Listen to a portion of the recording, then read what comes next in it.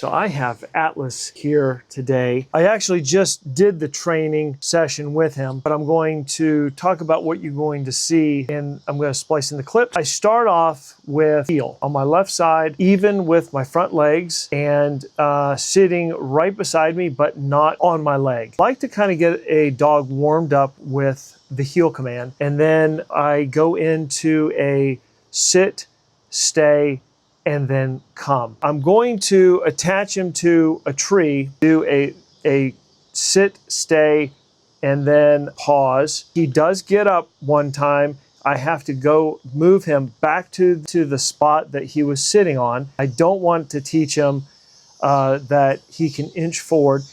And two, you don't really want the leash to be tight. You don't want the dog to always feel the tight collar pressure, because they will get accustomed to that, and when they don't have it, then they're less likely to stay in one spot with it, because they're used to feeling that tight collar. So I get him to sit and stay.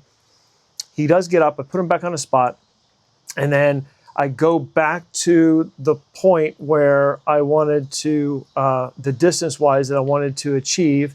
I pause. I counted to about 15 seconds. I go back, unclip the leash that's tied to the tree, and I do it stealthily so I don't let the clasp click.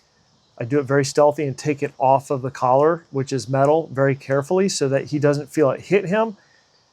So it would, you know, I'm unclipping it, and I don't want it to pop down like this. I don't want him to hear it. And what I'm trying to do is I'm trying to set up a scenario where he thinks he's still connected to the tree until the moment that I call him and he comes straight to me. So he did a great sit and stay the second time, didn't move, and then he did a great come right to me and sat down in front of me.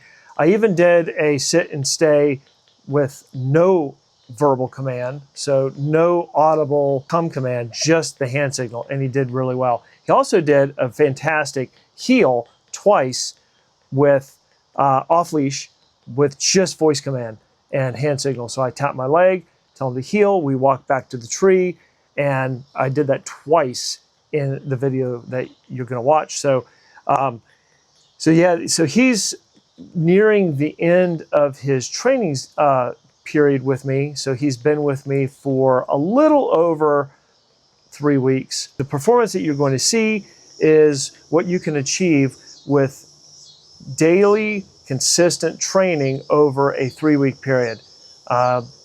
And to put training into the correct mindset, people ask me all the time, how often should I train my dog? Should it be like once a day or twice a day? And my response is always, every time you interact with the dog, you're training the dog. So mealtime, you do 2 feedings, morning and evening, sit and stay, release for eating, that's a training session.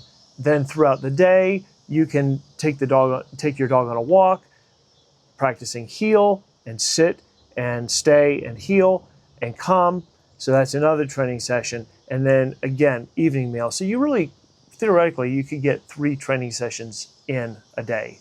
And so I usually, when I'm training dogs for people, I just usually do one 30 to 45 minute training session. Most of the training is front loaded, so I spend the most amount of time with the dog at the beginning of the training period.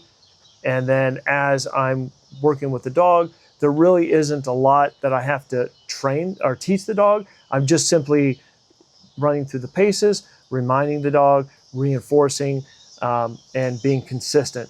And so over a 3-week period, you can get the results that you're going to see in this video. If you have any questions, put them in the comments. I read all of the comments, so I will respond to you and answer any questions from 25 years of dog training experience.